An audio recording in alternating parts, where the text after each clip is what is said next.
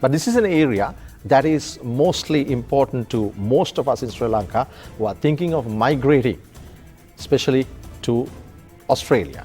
But we will also touch upon the areas of migration in general. So, what's my topic? My topic is going to be migration and the law, or migration law. And I've got an expert guest here who has nearly 40 years of experience in migration law. He is none other than Vijita D. Alvis. Vijita D. Alvis has two LLMs. He has an LLM from Western Australia and an LLM from Monash, and he is a practitioner specializing in immigration or migration law. Vijay, thank you very much for taking time off your busy schedule and coming for Law and Order. How are you? It's my pleasure, entirely mine. How are you settling down in Sri Lanka? Long haul in Australia? Really good. Good. I love my motherland. That's short and sweet and well said. Of course. We know there's a lot of issues in this migration law, especially when it comes to Australia. Many. Yeah. But first, to start with, tell our viewers, what is migration law as a general? Migration law, in fact, I began by appearing for the Minister for Immigration in Sri Lanka. Sri Lanka had enormous problems during the war, as you know, because there were many applications for habeas corpus because people just either ran away from Sri Lanka to India, and India had problems, and so therefore there were foreign ministers' issues. But as a principle, what is migration law as a general rule? Yeah, I'm about to tell you that. So because of that, if there are two countries involved, it is migration. That is what it is. So India, I started giving the example of India and Sri Lanka because people are, it's easier for people to understand that. But here, you get Sri Lanka and Australia involved, Sri Lanka and Canada, England, America, South Africa, if you believe me. And you get a lot of people going to countries like Israel, Japan, and many countries now. Half of Sri Lanka want jobs overseas, and you get a lot of people going to the Middle East, as you know. And it's a good thing. It brings a lot of foreign exchange for our country, and a lot of foreign exchange that comes into country actually is through that. And even the people who have gone and settled down overseas, they send money to their kinsmen and women. So therefore, it's a good thing for the country. So migration is good. Right. Now, you're expert in a large area of migration laws in Australia as well as in other countries. That's right. Take an example to Australia, or if you want in your answer, you can also tell about other countries. Right. People are unaware of the categories of migrating. Yeah. What we general people know is you can go as a student, you can go for a job, or you can go and get a PR. Yeah. Now, just tell me in lay terms, how can one process this kind of a application to Australia? Yeah, I think I must start by saying that migration law is not the be-all and end-all of the law, whether be it Australia or America or England or anywhere actually. International law plays a large role. Say Refugee Convention or Rights of the Child Convention or even torture, cruel, inhuman and other degrading treatment, things like that. And you get a lot of, you get the core conventions and you get other conventions starting from that, which are flowing from the Universal Declaration of Human Rights and other various conventions that the United Nations had signed or has signed. And also there are other conventions that have been signed between countries, international conventions. So Therefore, it is very important to understand that migration law doesn't end with, say, the Migration Act of Australia. And I have won many a case by, say, citing Rights of the Child Convention. Say, supposing a child is not allowed to come and join the mother. So you cite the Rights of the Child Convention, and although it is, this is only an example, although it is not permitted under the migration law in Australia, you can win the case by citing the Rights of the Child Convention. It's just an example, though, but it is possible. So, therefore, please do not give up. That is one thing. And also for education, for health, for various kinds of visas are there. Therefore, please go to the right agent who knows the subject, and you won't miss it. How does, coming back to my question, how does one apply, if we'll say, if I want to become a, or some person watching us wants to get migration to Australia as a citizen or a PR, how does one process the application? Starting point is to get an agent who is registered in Australia, or not even, because the Migration Act and the other laws actually that are applicable to that, they are within the country, and what applies here is not applicable in Australia. However,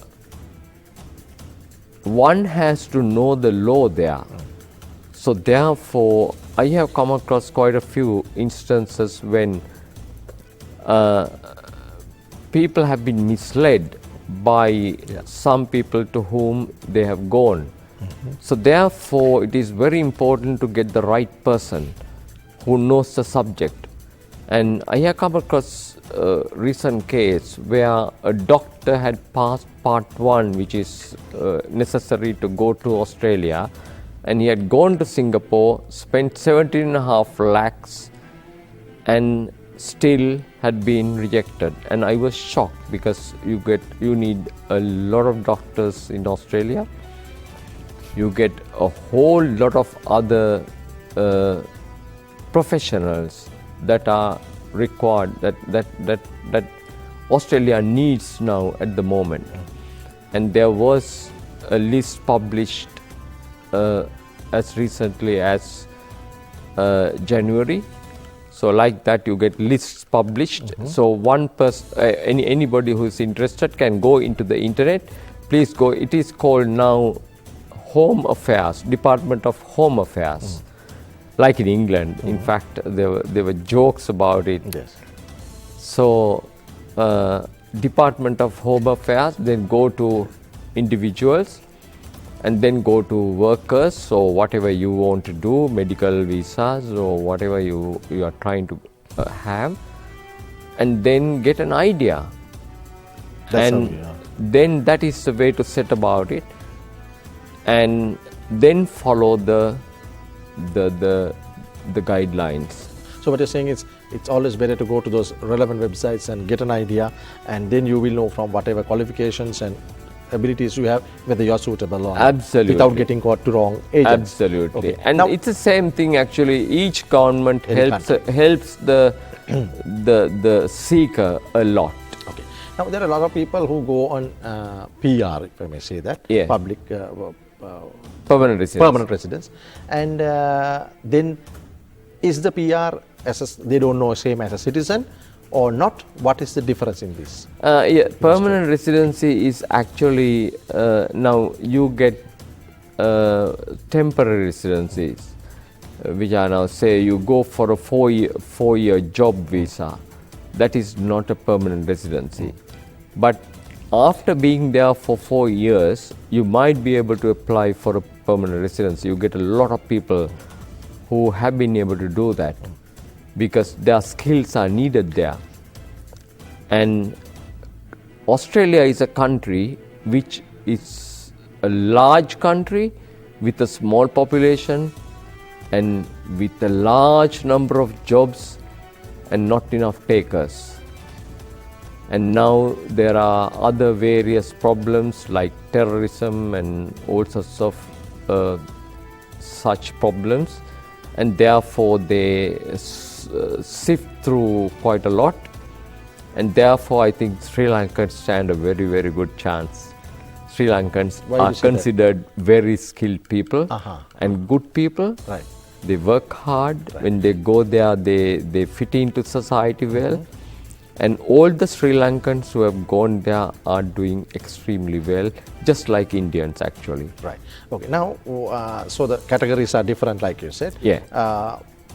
When you go and go as a migrant to another country, one of the questions, I have not heard about this from Australia, but from states and other countries, that you have the culture discriminates you or the people. Yes. Now this is one thing. Yes, Australia this is one thing very, very important. Yeah. Now, please, even as a student, I have appeared in the High Court for a few people now, and therefore I'm warning all the Sri Lankans who go there, including the students and others, even people who go, say, monks or other priests or anybody, to be extremely careful, and they are vulnerable.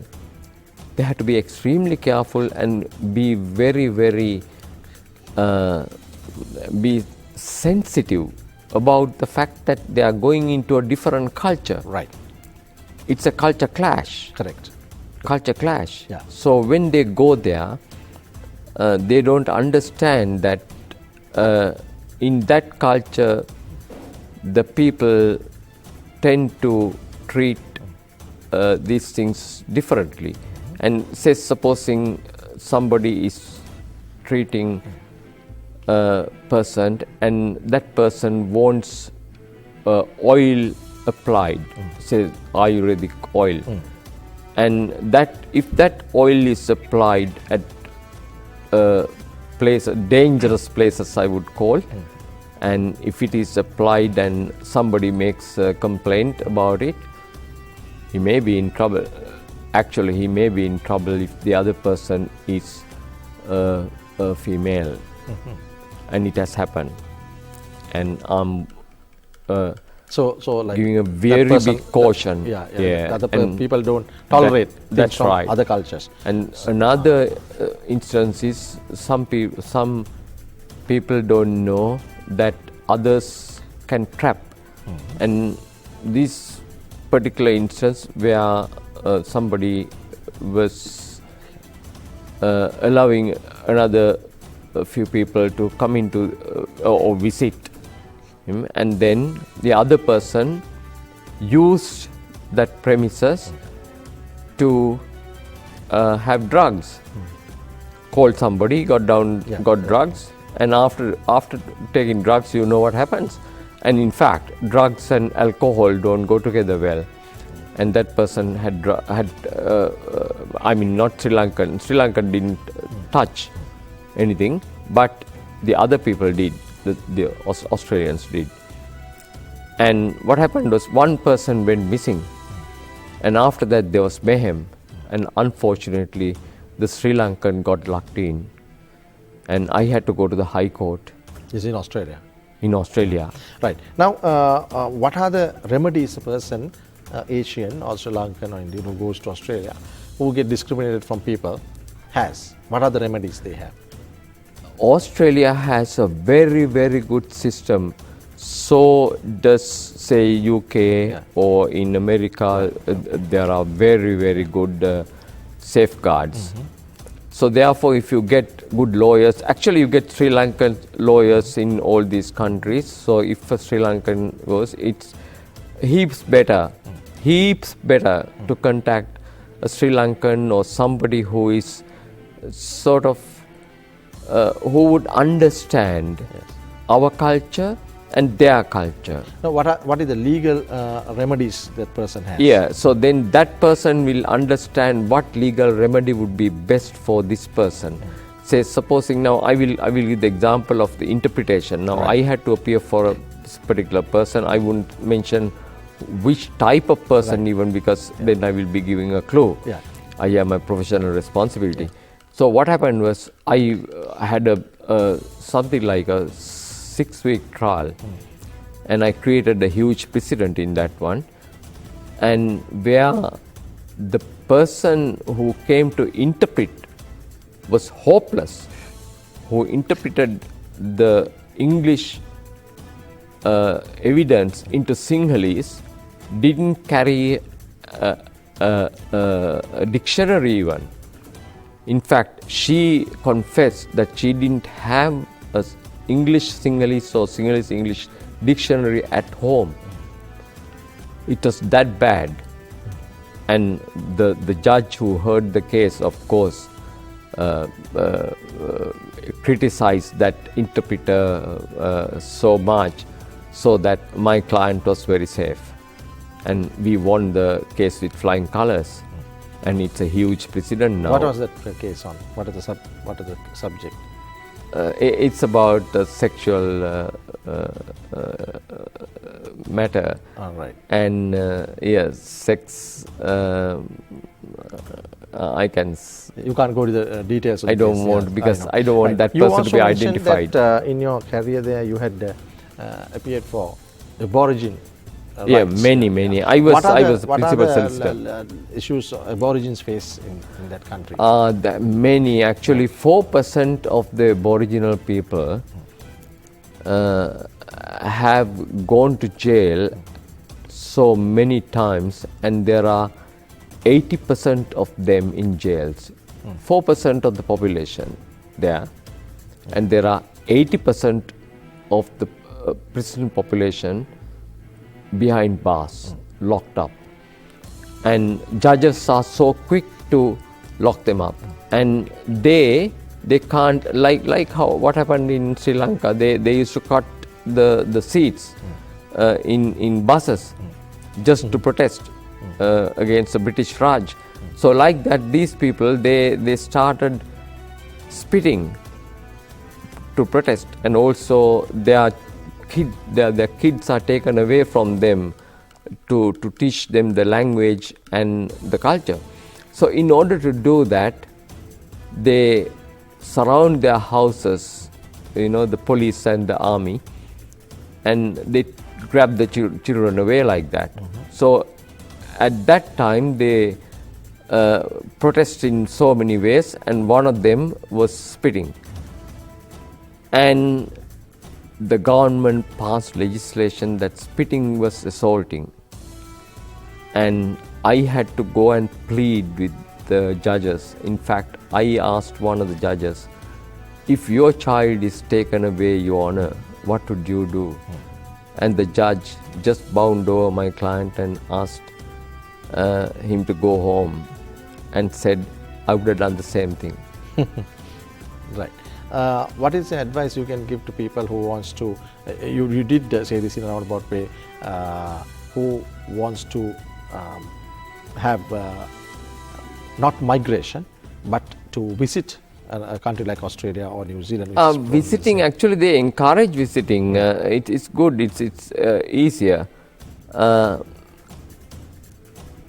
One thing is, they are very, very concerned that terrorists, drug traffickers, criminals and other bad elements may try to get in to the country. So therefore they clear. There is character clearance, very strict character clearance. So therefore you got to be very careful if you are a baddie. But anybody else can easily do that, and there are enough experts here who can easily help you with those visas. But you still encourage people to go onto the websites of the departments which you first mentioned. step is that. Yeah, government website. Yes, Home Affairs. Go into the website. Yes. There is enough sufficient helpful information. Help yourself first. after that consult somebody, but please don't spend 17-20 lakhs on these things. That would without be, knowing the proper price. I dare call it blood money. Yeah.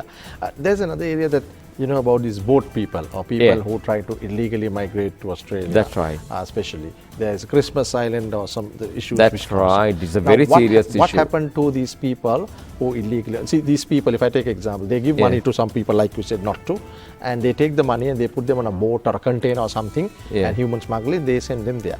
But when they go there, these are actually innocent poor people because they want to make a better life for greener That's pastures. right. Even. What are their rights? What happens to them? I will tell What you a is- novel story. Yes. One Short. person Yeah, paid yeah.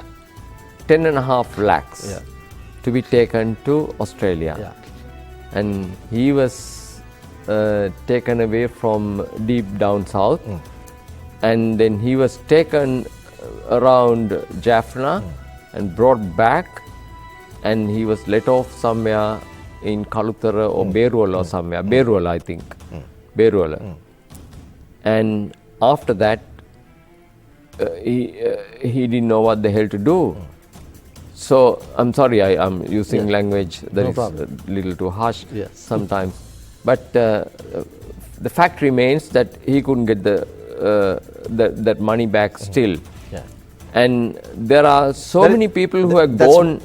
one area, if I may interrupt. Yeah. But people who go there actually, then they Yeah. get caught to border patrol. That is what right. happens to their them? This is the other thing. Now, they have been put into Manus Island and other very difficult places where you get not mosses or mosquitoes like here.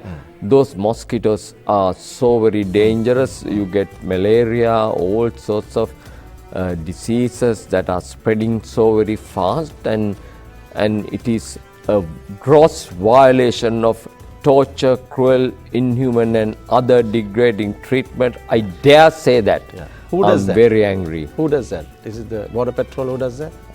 Well, Border Patrol, of course, catches them, and then it's a government that must take the responsibility. The Australian I government. must say that. Australian yes. government. I Yeah. must say so that. what are the rights of those people? Are they Sorry? sent back? What are the rights of those people? Are they deported back or what? Those people don't have rights. Really? It is so very sad. So I'm sad. very sad. But now, You are saying this is a responsibility. But now, like how the Jews, when they were treated the way they were treated in the Second World War, the rest of the world opened their eyes. The same way, people are opening the eyes even about our poor people who have been put into those islands and other difficult places. And also, I must say that sending people back. Am I allowed to say these things, please? I think I must say this. Yeah. So we are Now really that I running got short the of time, opportunity, yeah, yes, yeah. this is Really, 1 I'm minute, winding yes. up to. These people are sent back. They are paid the packet. Yeah. I think this is a violation of the Refugee Convention. I'm regarded as an expert on international law. I think the Australian government may not do that. Australian government shouldn't do that. Australian government has a duty to go into their case and find out whether they have a good or a bad case for a refugee convention well-founded fear. And I think some of the people who have been sent back do have a well-founded fear and of persecution. And in that case, I think it's a gross violation of the Refugee Convention. And Australian government, of course, cannot be a pretender. They must set an example to the rest of the world. They have suffered so much at the hands of others. So therefore, they must do a good job. Vijay De Silva, thank you very much for those insightful thoughts about migration to Australia and sharing them with us. And thank you for joining Law and Order today. It was a great pleasure. Thank you very much. And that's Law and Order for you today. We'll join you next week at the same time with another program on Law and Order. In the meantime, you can watch our previous programs by going to our website channeli.lk and pick Law and Order from the drop-down menu where you can see our previous programs all over again. Have a nice weekend. Good night. I'll see you next week.